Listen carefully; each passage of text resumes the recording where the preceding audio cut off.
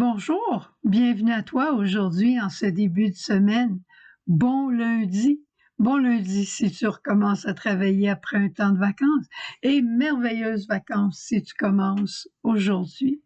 Qu'importe, c'est la fête de Saint-Benoît. Journée de grâce et de pluie de grâce sur tous nos frères bénédictins, sur tous les monastères bénédictins, bénédictines, les amis de Saint-Benoît.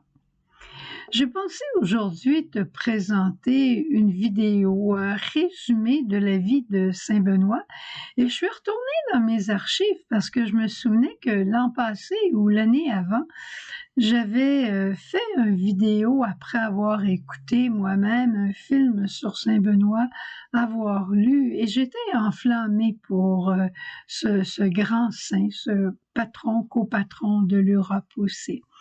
Alors, j'ai dit: «Je peux pas faire mieux cette année». Alors, je vais te présenter, je vais m'arrêter là, ici, et je te présente la vidéo qui a été faite 2 ans passés. La seule différence que tu vas voir par rapport à moi, c'est que j'étais plus jeune, mais le feu et l'amour étaient au rendez-vous, comme il est encore aujourd'hui, ça je dois dire, même si les rides apparaissent, le cœur demeure jeune, à cause de l'amour et de l'esprit. Alors, voilà, bonne rencontre avec Saint-Benoît. Bonjour, c'est une grande fête dans l'Église aujourd'hui que la fête de Saint-Benoît, ce grand fondateur de l'ordre bénédictin, mais un homme aussi de la Réforme, un homme, je dirais, un grand prophète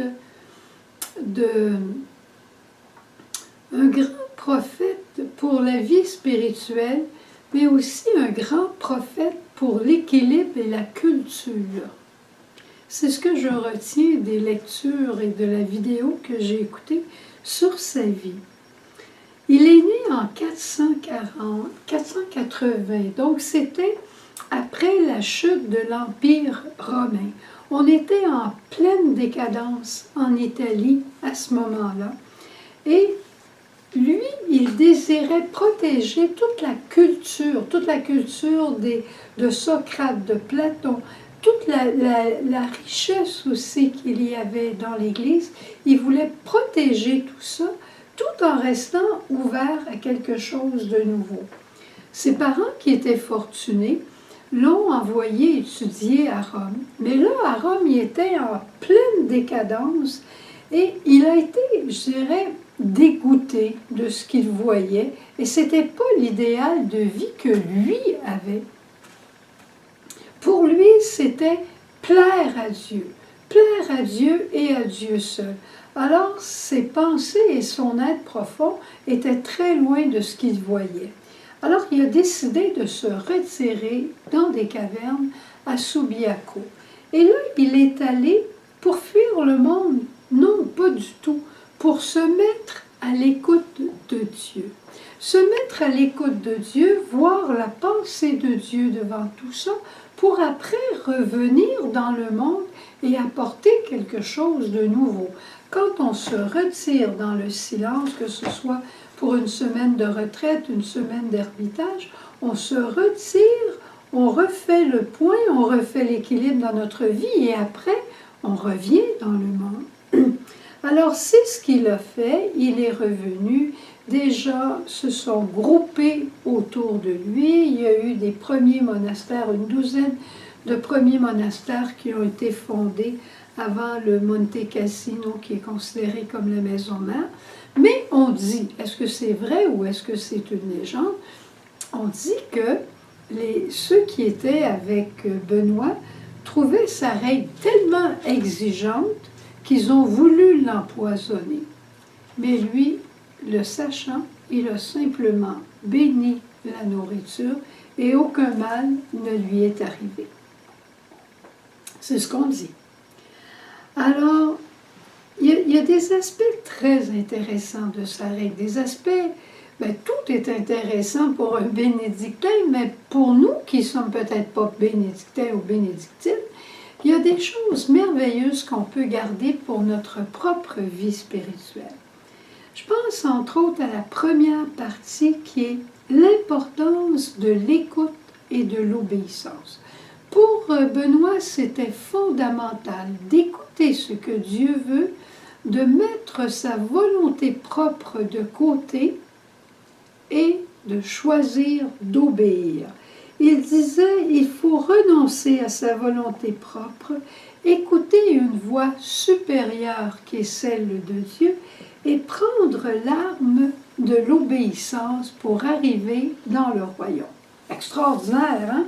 Pas facile à faire. Je parlais tout à l'heure avec un frère de la communauté qui en est probablement dans ses dernières années de vie, et il me disait, ce qui est le plus difficile, c'est pas de faire des choses, c'est de ne pas faire sa volonté et de laisser Dieu prendre toute la direction de notre vie. Parole de sagesse. Un autre aspect de la vie des bénédictins, de sa règle, c'était la prière. Prier 7 fois par jour. C'est peut-être pas notre appel à nous, mais de ne rien préférer à un rythme de prière. C'est-à-dire que si tu as décidé dans ta propre vie de prier le matin ou de prier le chapelet ou d'avoir des temps de prière, c'est sacré. Tu l'as décidé, tu l'as mis dans ton horaire et c'est sacré. On remarque que quand il y a des événements qui viennent déranger notre horaire, la première chose qui saute, ce sont les temps de prière. Alors, attention. Et chez les bénédictins, on sait qu'il y a cette règle qui s'appelle ora et laboré, le travail et la prière. Et il disait dans le travail, c'est important de faire du travail manuel à tous les jours pour glorifier le Seigneur, pour apprendre le respect de la nature et des choses, et aussi pour éviter la paresse qui est le plus grand ennemi de l'âme. Le travail manuel est une bénédiction. Tout comme, dira-t-il, la lecture spirituelle, c'est essentiel de nourrir notre âme. Il parlera aussi de la pauvreté et il parlera du vice de la propriété. Hein? Évidemment que tu dois avoir des choses, puis c'est important que tu en aies, mais de se faire là, des grands propriétaires et comme je disais l'autre jour, de faire de nos possessions des idoles, là, c'est là peut-être dans le monde qu'on commence à avoir des problèmes. Alors, qu'est-ce qu'on peut retirer de tout ça? Il y a certainement quelque chose qui t'a frappé. Mais la vertu qui est la plus importante, ce qui est important pour Benoît, c'est l'écoute de la voix de Dieu pour obéir. Mais la vertu dont on a le plus besoin pour obéir, c'est l'humilité. Et c'est ce qui fait qu'on voit les bénédictins, les bénédictines qui vont marcher très souvent avec la tête penchée pour se rappeler humblement qui ils sont et croire qu'ils sont moins méritants que les autres. Pas seulement le dire, mais le croire aussi. En tout cas, si tu as une chance, tu regarderas les 12 degrés de l'humilité. C'est très intéressant.